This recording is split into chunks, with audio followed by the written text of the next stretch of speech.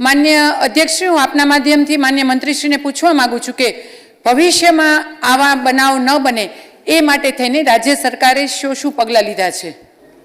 ગુના દાખલ થયાના 48 કલાકમાં જેમ મેં પહેલાં જણાવ્યું માનનીય અધ્યક્ષશ્રી, મુખ્ય બધા જ આરોપીઓને હજારો કિલોમીટર પારથી માનનીય અધ્યક્ષશ્રી લઈને એ લોકોને અરેસ્ટ કરવામાં આવ્યા છે.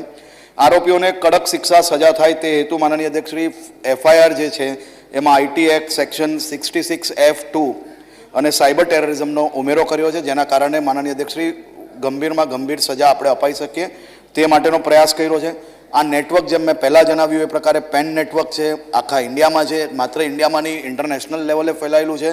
અલગ અલગ પ્રકારના માનનીય અધ્યક્ષશ્રી એ લોકો વિઝ્યુઅલ્સ કેપ્ચર કરતા હતા અને એને વેચતા હતા અને એને આપણે પકડવામાં સફળ થયા છે. અને એના પછી માનનીય અધ્યક્ષશ્રી આ લોકો પર કડકમાં કડક સજા ઝડપથી મળી શકે તે માટે ફાસ્ટ ટ્રેક કોર્ટની અંદર ચલાવવા માટે લો ડિપાર્ટમેન્ટ અને અમારું સંકલન થયું છે અને આવનારા દિવસોમાં એ બાબતે માનનીય અધ્યક્ષશ્રી અમે હાઈકોર્ટની અંદર અપીલ કરવાના છે.